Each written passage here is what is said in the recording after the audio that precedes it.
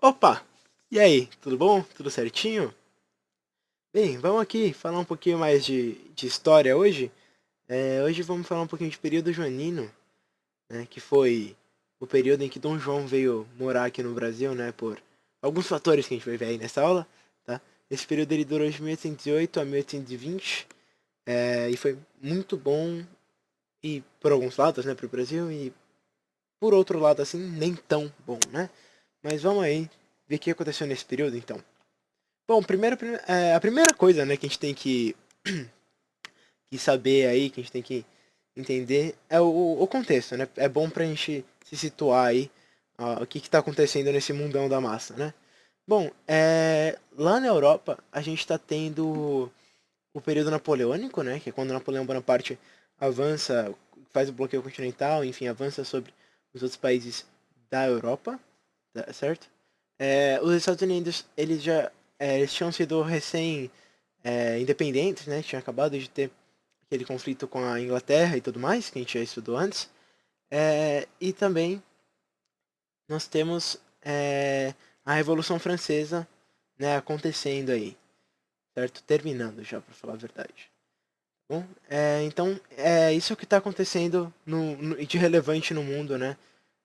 Que a gente tem que levar em conta aí, né? Que tem uma certa influenciada no que a gente vai estudar hoje, beleza? Primeiro vamos ver aqui o que ocasionou a fuga de Dom João para o Brasilzão, né? Bom, primeiro em 1807 foi instaurado o bloqueio continental, certo? Um bloqueio esse que a gente já estudou na aula de período napoleônico, né? Onde todas as nações eram proibidas de fazer comércio com a Inglaterra.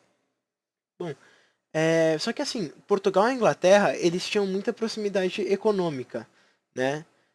Eles eram muito ligados assim economicamente. Portugal dependia muito da Inglaterra, né, para sobreviver, falando em termos econômicos isso, tá? E aí esse bloqueio proibiu o comércio dos dois e então, né, isso ia prejudicar muito Portugal. E então Portugal vai desrespeitar o bloqueio logo de cara, porque ele não conseguiria manter a sua estabilidade econômica sem a Inglaterra, sabe? E aí então o Napoleão ele vai intimidar e vai avançar em cima de Portugal, e isso vai fazer com que a família real venha fugida para o Brasil, né? Isso foi com Dom João VI, certo? E um ponto dessa vinda é que ela vai dessegurar o sistema colonial, certo? O sistema colonial que a gente teve aí, né, por séculos reinando aí na Europa e em todo mundo. E agora ele vai ser desfigurado, porque o rei vai morar na colônia, algo que jamais tinha acontecido antes, certo? E outro ponto extremamente importante da vinda da família real é a abertura dos portos, tá bom? Isso vocês não podem esquecer de maneira alguma, beleza? Então, quando a família real vem para o Brasil, eles são obrigados a abrir os portos brasileiros para que a gente possa fazer comércio com as nações amigas, né? É, Seria a Inglaterra, né? E alguns outros países é, também, mas principalmente a Inglaterra, certo? Então essa abertura dos portos ocasionou o fim do pacto colonial. Então você vê agora que o Brasil ele está se soltando um pouco, né, da dependência de Portugal. A gente está tendo uma certa autonomia, né? E também agora o Império Português, né, devido a essa fuga, ele vai ter a sede no Brasil. Então o Império Português vem para o Brasil, né, de certa forma. E vai se instaurar no Rio de Janeiro. E Rio de Janeiro é esse que vai passar a ser chamado aí, vai ser conhecido como Nova Lisboa, certo? Que seria Lisboa é a capital de Portugal, então o Rio de Janeiro agora vai ser a capital do Brasil. Então por isso essa analogia, que é onde o rei vive, entendeu? É o ponto mais importante do país. Então, o Rio de Janeiro vai ser chamado de Nova Lisboa. Então, se em alguma prova ou algo do tipo vocês verem Nova Lisboa, saibam que é o Rio de Janeiro. Beleza? Vamos ver agora o que Dom João fez aí enquanto ele ficou aqui no Brasilzão. Bom, a vinda dele, meu, mudou muita coisa aqui, né? Porque é um rei de um império europeu vindo morar numa colônia. Então isso vai causar um grande impacto, certo? E algumas coisas vão ter que mudar, vão ser criadas, como por exemplo, o primeiro jornal. O Brasil agora vai ter um jornal, né? Jornal mesmo, aquele de papel, certo? Vai ser o primeiro jornal da colônia aqui. E a gente vai ter a criação também do Banco do Brasil. Então a gente agora tem um banco, que vai ser o lugar onde o rei vai guardar suas finanças e depois quando ele vai embora ele leva tudo. Deixa a gente sem dinheiro nenhum. Mas enfim, isso aí já é uma curiosidade, né? Não vai afetar muito, né, a gente saber que o rei roubou nós. Mas enfim, ele criou então esse Banco do Brasil. Em 1810 ele faz o Tratado de Comício, né? Que é a criação da taxa alfandegária, né? A manipulação dessa taxa alfandegária, né? Taxa alfandegária é um imposto, né? Que é colocado sobre produtos importados, tá bom? Então a Inglaterra ela passa a ter 15% de taxação, certo? É a taxação mais baixa de todos os países, então a gente vê como a Inglaterra é privilegiada por Portugal e também pelo Brasil. A Inglaterra ela é muito privilegiada, né? Sendo que até Portugal tem uma taxa alfandegária maior, né? Os impostos sobre os produtos portugueses são maiores do que os dos ingleses. Então você vê que tipo, a Inglaterra meu, todo mundo quer puxar o saco da Inglaterra, né? Enfim, mas então a Inglaterra fica com 15% de imposto, certo? Portugal tem 16% de taxação e qualquer outro país aí da Europa tem 24% de seu preço em impostos, certo? E aí, em 1815, o Brasil vai se tornar um Reino Unido. Gente, muita atenção nisso aqui, tá? Para vocês não confundirem o Brasil se tornando um Reino Unido, que seria uma fase do Brasil. E não confundam com o Reino Unido de Inglaterra, Escócia, essas coisas, tá bom? O Brasil, o que é esse Reino Unido que eu tô falando? É o Brasil, Portugal e Algarve, que é uma região de Portugal, certo? Então não tem nada a ver com a Inglaterra lá, com o Reino Unido que a gente conhece atualmente, certo?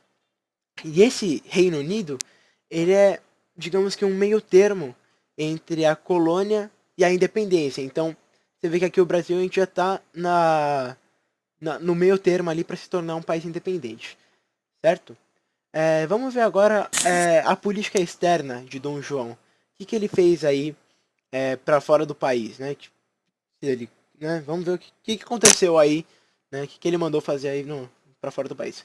Primeiro, ele vai invadir a Guiana Francesa, né? Com uma forma de represália a Napoleão. Tipo, ele vai querer se vingar, né? Por Napoleão ter expulsado ele, de certa forma, de Portugal. E aí ele vai invadir a Guiana Francesa, certo? Um fato interessante é que o Brasil, né? Marchou com 800 homens lá pra Guiana, né? Esperando encontrar alguma resistência francesa, né? E aí, mas 800 homens só, tipo, não é muita coisa assim. É bastante, mas não é nada extremo. Né? E aí chegando lá, a gente já se deparou com 3 navios franceses, né? Falou, pronto, agora já era. Só que aí os 3 navios franceses se renderam, tipo, sem nenhuma resistência. Ou seja, meu, ninguém na Guiana Francesa queria lutar, tipo, por Napoleão, sabe? Então foi um negócio bem ridículo, assim, de certa forma, sabe? Mas enfim, a gente invadiu a Guiana Francesa e aí virou parte do território brasileiro, só que depois ela foi devolvida à França por meio do Congresso de Viena, né?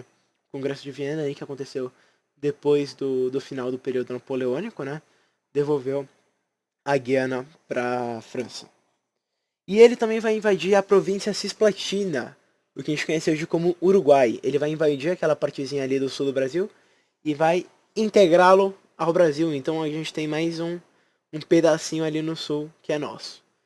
Então, e esse pedacinho, a província Cisplatina, ela pertenceu ao Brasil até 1826, né, quando ela se separou e se tornou independente, né, e desde então ela virou o que a gente conhece hoje como Portugal. Desculpa, como Uruguai, certo? Então, pois é, o Uruguai já foi um estado brasileiro. Olha que legal. Mas enfim, vamos entender, tipo, meu, não foi tudo perfeito, né? No período joanino, a gente teve alguns probleminhas aí que a gente vai estudar agora. Bom, primeiro é um ponto que a gente tem que destacar, né? que quando o Dom João veio, ele não veio bem sozinho. Tipo, ele queria levar os brothers dele, entendeu? O pessoal que ele era mais chegado, assim, pá. E aí ele trouxe, assim, uma,